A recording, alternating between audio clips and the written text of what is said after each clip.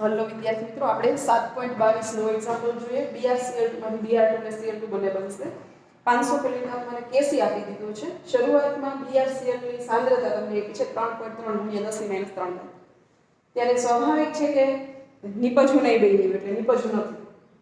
હવે સંતુલન મિશ્રણમાં સાંદ્રતા તમારે BrCl ની શોધવાની છે. તો સૌથી પહેલા તો આપણે કેસી લખતા આવડવું જોઈએ. કેસી લખવા માટે આપણે સંતુલન સમય સાંદ્રતા જોઈએ. તો સંતુલન સમય અહીંયા કેટલા ઓછા થયા છે? તો કે જે પણ ઓછા થયા છે બે અડધા અડધા થયા છે. x/2 કારણ કે આ 2 છે, 2 આપ્યા છે, એમાંથી x/2 જેટલું આ બન્યું હશે, x/2 જેટલું આ બન્યું હશે.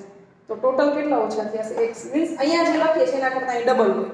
જો અહીંયા હું x અને x લખતી હોય તો અહીંયા મારે 2x લખવા જોઈએ. x/2 + x/2 જેટલો બને છે.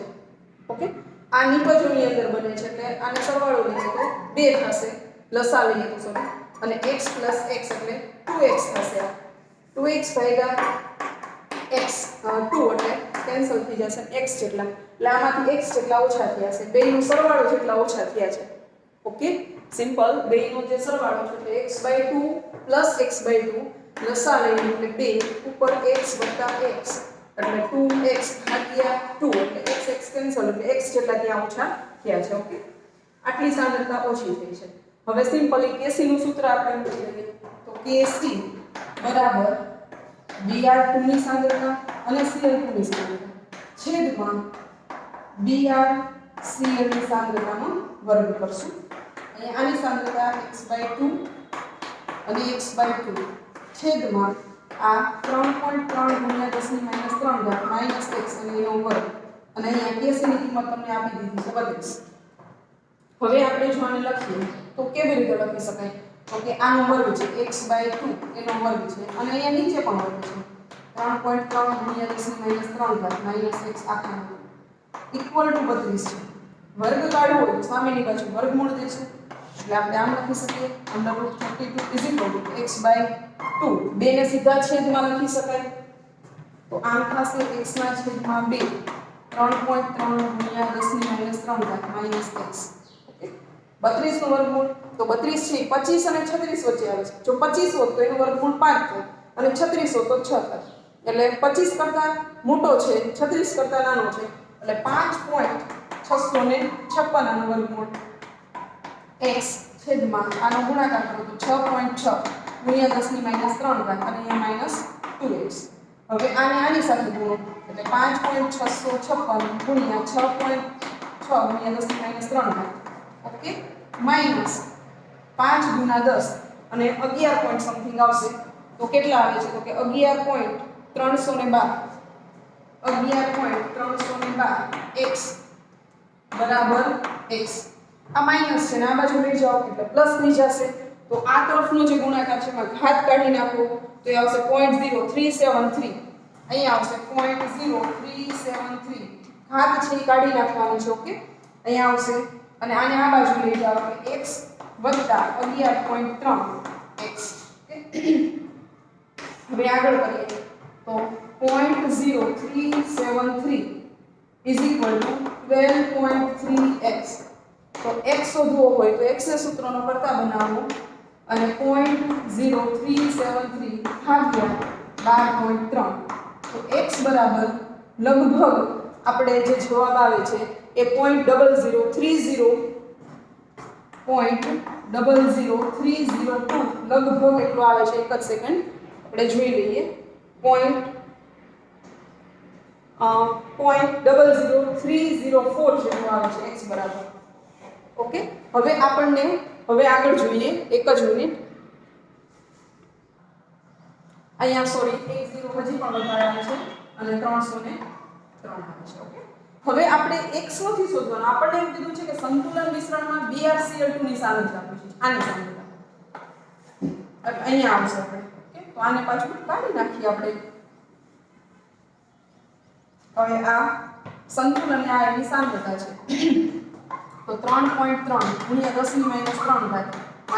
-x.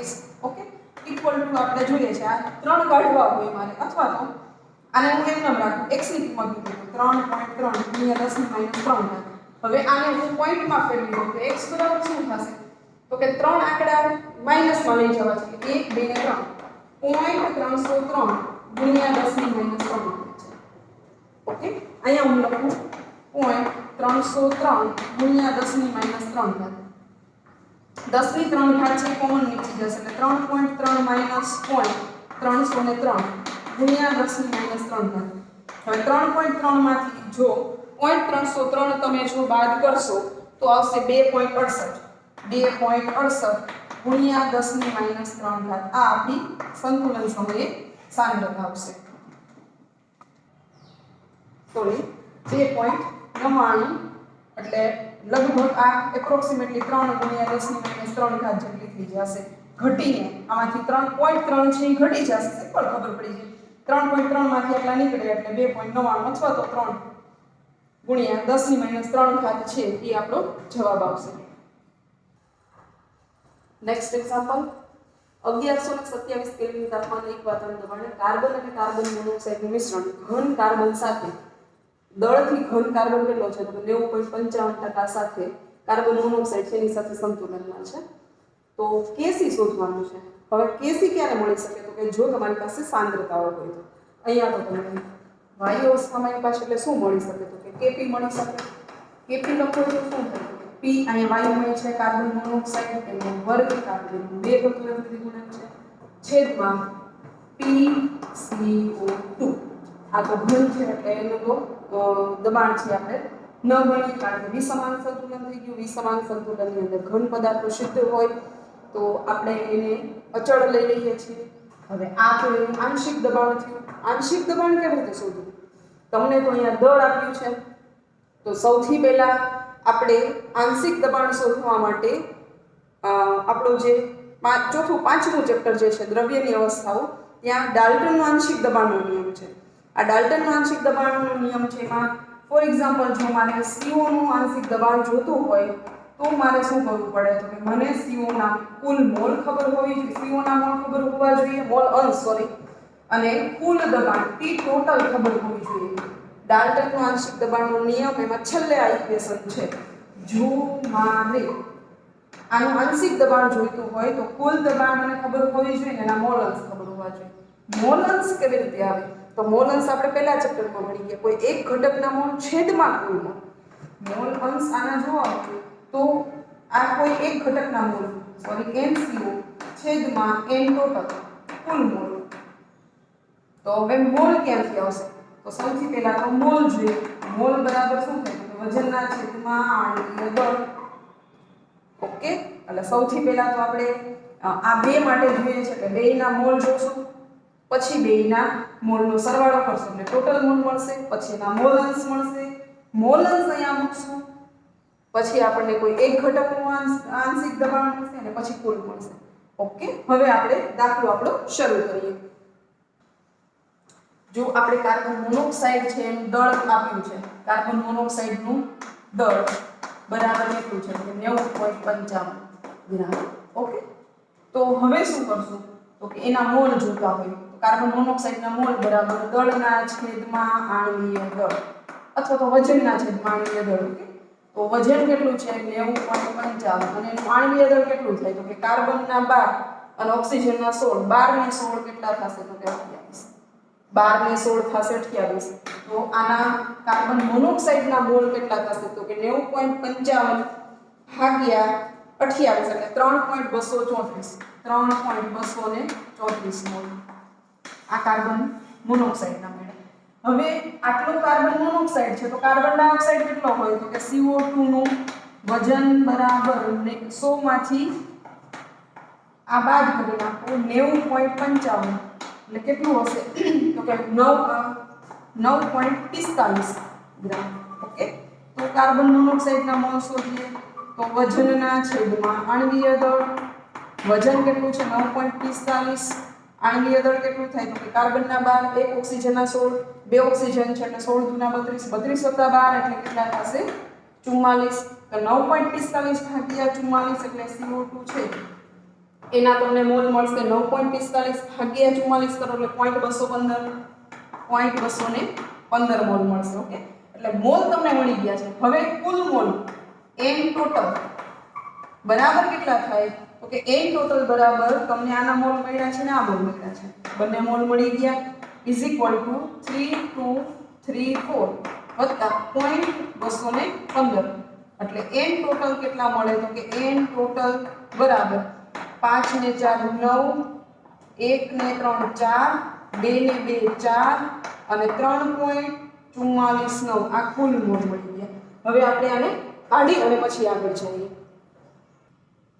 હવે કાર્બન મોનોક્સાઇડના મોલ જોઈએ તો એના મોલ અંશ જોતો હોય તો એના મોલ છેદમાં કુલ ઓકે તો આના કુલ કાર્બન મોનોક્સાઇડના મોલ કેટલા છે તો કે કાર્બન મોનોક્સાઇડના મોલ છે 3.234 કુલ મોલ કેટલા છે તો કે 3.449 એટલે આનો મોલ અંશ કેટલા થશે તો કે મોલ અંશ છે એના થશે 0.938 એ જ રીતે કાર્બન ડાયોક્સાઇડના મોલ અંશ એટલે કાર્બન ડાયોક્સાઇડના મોલ છેદમાં કુલ મોલ ઓકે તો આના મોલ કાર્બન મોનોક્સાઇડના મોલ હતા 0.215 છેદમાં કુલ મોલ આપણને આપ્યા છે 3.449 તો આના મોલ છે એ થશે 0.062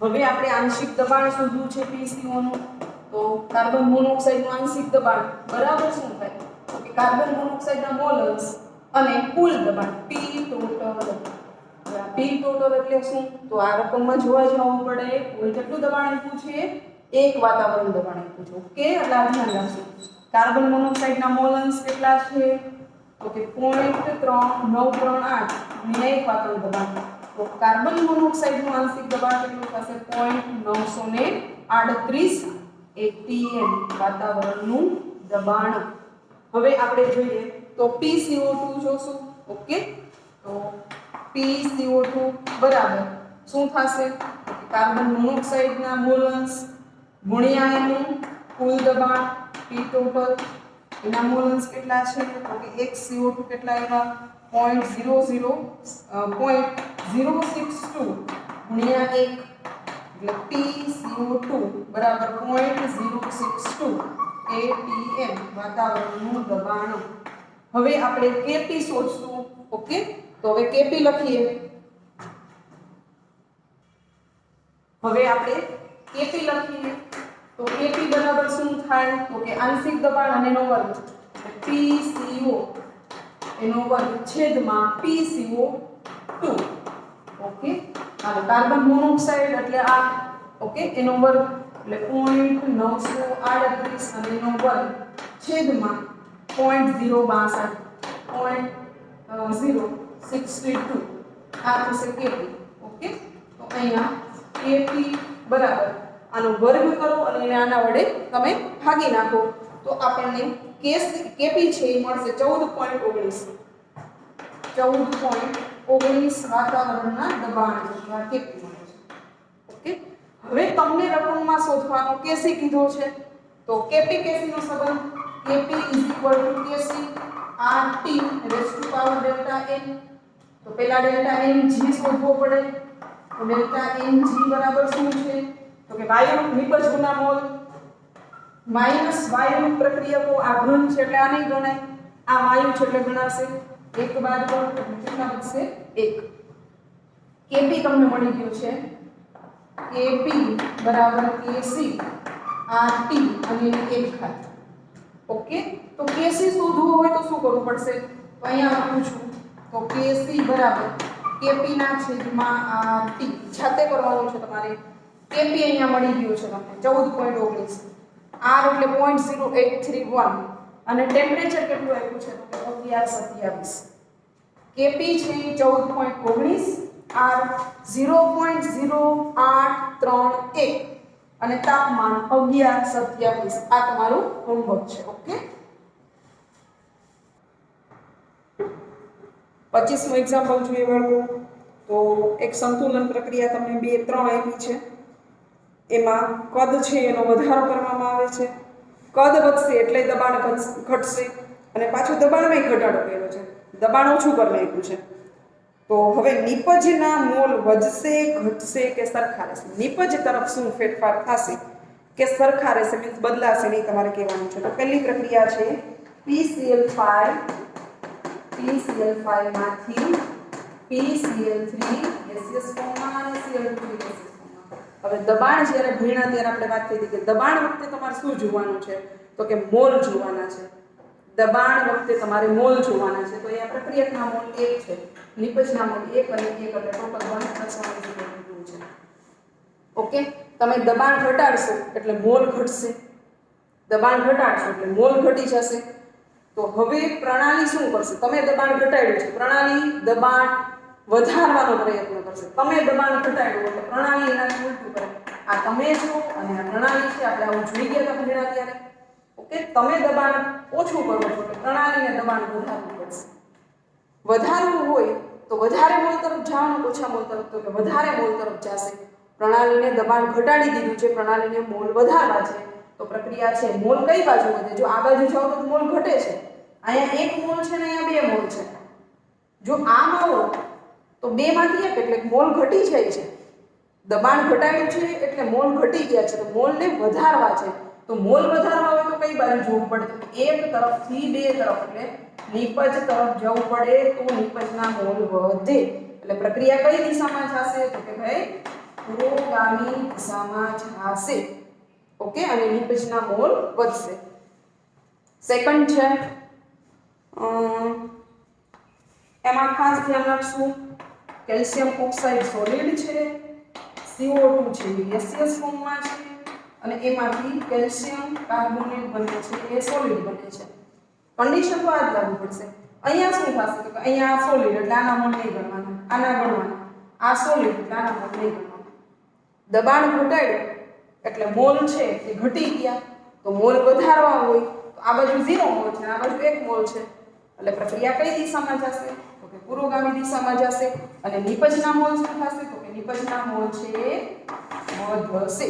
ઓકે, હાલો ત્યાર પછી આપણે ત્રીજા ઉપર આવીએ છીએ. સોરી, નિપજના મોલ છે એ વધશે અને ત્રીજા ઉપર આપણે જાય. તો એના માટે આપણે આગળ લખીએ. અહીંયા નિપજ છે, સોરી વધશે નહીં, પણ અહીંયા દબાણ છે ઘટાડ્યું છે. દબાણ વધારવા માટે શું થશે? તો કે નિપજ છે એના તરફથી પ્રક્રિયા આ બાજુ આવશે, નિપજ તરફથી આ તરફ આવશે. એટલે નિપજના મોલ છે ઓછા થશે, નિપજના મોલ ઘટશે અને પ્રક્રિયકના મોલ વધશે. એટલે પ્રક્રિયા છે એ શું થશે? તો કે પ્રતિગામી દિશામાં થશે. હવે થર્ડ વન માટે જોઈએ. ત્રીજી પ્રક્રિયા 3Fe સોલિડ છે એટલે એને નથી ગણવાનું. પછી 4 પાણીના અણુ છે, ગેસિયસ ફોર્મમાં છે એટલે એને ગણશું. પછી Fe3O4 એને આપણે નથી ગણવાનું કારણ કે એ ઘન અવસ્થામાં છે. અને પછી 4 હાઇડ્રોજન છે એ વાયુ અવસ્થામાં છે. તો બે તરફ મોલ 4 થયા. દબાણનો ફેરફાર લાગુ નહીં પડે એટલે નિપજના મોલ અચળ રહેશે. પ્રક્રિયા સંતુલનમાં જ રહેશે, એમાં કોઈ ફેરફાર થશે નહીં. ઓકે, હવે નેક્સ્ટ વન જોઈએ આપણે. એના પછીનું એક્ઝામ્પલ જોઈએ. તો નીચેનામાંથી કઈ પ્રક્રિયા ઉપર દબાણ છે એના વધારાની અસર થશે અને પ્રક્રિયા કઈ દિશામાં જશે એ પણ કહેવાનું. તો હવે સિમ્પલ આપણે જોઈએ. જો આ પ્રક્રિયકના મોલ એટલે રિએક્ટન્ટના મોલ, આ છે પ્રોડક્ટના મોલ છે. અહીંયા કેટલા મોલ છે? તો કે આ 1 છે, અહીંયા 1 + 1 એટલે અહીંયા 2 છે. તો આ વધારે છે, આમ થશે. ઓકે, મોલ છે એ આના વધારે છે. દબાણ વધારો એટલે પ્રણાલી દબાણ ઘટાડવાનો પ્રયત્ન કરશે. દબાણ ઘટશે તો વધારેમાંથી ઓછા મોલ તરફ જશે. તો આ વધારે મોલ છે એની તરફથી ઓછા તરફ જશે. એટલે પ્રક્રિયા છે એ કઈ દિશામાં જશે? તો કે પ્રતિગામી દિશામાં જશે. બીજામાં જોઈએ તો પ્રક્રિયકના મોલ કેટલા છે? 1 + 2 એટલે 3. અને અહીંયા કેટલા છે? તો કે 1 + 2 અહીંયા 3 છે. બે તરફ 3 છે એટલે દબાણના વધારાની અસર નહીં થાય. એટલે પ્રણાલી કેવી રહેશે? તો કે સંતુલનમાં રહેશે. અહીંયા જોઈએ તો આના 1 મોલ, આના 0 મોલ કારણ કે સોલિડ છે, ગણવાનું નથી. આના 2 મોલ છે. ઓકે, તો આ ઓછા છે ને આ વધારે છે. દબાણ વધારશો તો મોલ ઘટાડવાનો પ્રયત્ન કરશે. દબાણ વધશે એટલે મોલ વધી જશે તો પ્રણાલી એને ઘટાડવાનો પ્રયત્ન કરશે. મોલ ઘટાડવા હોય તો પ્રક્રિયા કઈ દિશામાં લઈ જવી પડે? તો કે પ્રતિગામી દિશામાં લઈ જવી પડશે. ઓકે, અહીંયા આપણે જોઈએ તો 2 + 1 2 ને 1 3 અને આ બાજુ 1 જ છે એટલે અહીંયા 3 મોલ છે અને અહીંયા 1 મોલ છે. દબાણ વધારશો એટલે મોલ વધશે તો પ્રણાલી મોલને ઘટાડવાનો પ્રયત્ન કરશે. તો ઘટાડવા માટે વધારેથી ઓછા તરફ જાય, તો અહીંયા વધારેથી ઓછા તરફ જાય એટલે પ્રણાલી કઈ દિશામાં પ્રયાસ કરશે? તો પુરોગામી દિશામાં જશે. અહીંયા વધારેથી ઓછા તરફ એટલે પ્રતિગામી છે, અહીંયા સરખી છે, અહીંયા વધારે છે, અહીંયા ઓછા છે, એ તરફ છે તો પ્રતિગામી. લાસ્ટ બે છે એ તમારે જોઈ લેવાના છે. એમાં પાંચમો છે, એમાં પહેલું છે એ ઘન છે એને નથી ગણવાનું, કાર્બન મોનોક્સાઇડ ઘન છે એ પણ નહીં ગણે. એટલે તમારે નિપજ તરફ 1 મોલ છે અને આ બાજુ 0 મોલ છે. પ્રક્રિયક બાજુ 0 છે, નિપજ બાજુ 1 મોલ છે. તો પ્રક્રિયા કઈ દિશામાં જશે? તો કે અહીંયા 0 છે, અહીંયા 1 છે, એટલે પ્રક્રિયા આમ જશે, એટલે પ્રતિગામી દિશામાં જશે. અને છેલ્લી છે એમાં 4 ને 5 9 અને પેલી તરફ 6 ને 4 10 થશે. ઓકે, અહીંયા છેલ્લી પ્રક્રિયામાં 4 અને 5 એટલે ટોટલ 9 મોલ છે અને આ તરફ 4 અને 6 એટલે 10 મોલ છે. તો પ્રણાલી વધારે મોલથી ઓછા તરફ જાય, કારણ કે દબાણ વધારો એટલે મોલ વધી જશે. તો પ્રણાલી શું કરશે? તો કે એને ઘટાડવાનો પ્રયત્ન કરશે. ઘટાડવા માટે પ્રક્રિયા છે એ 10 માંથી 9 તરફ એટલે કે પ્રક્રિયા છે એ પાછી આવશે, એટલે પ્રતિગામી દિશામાં થશે.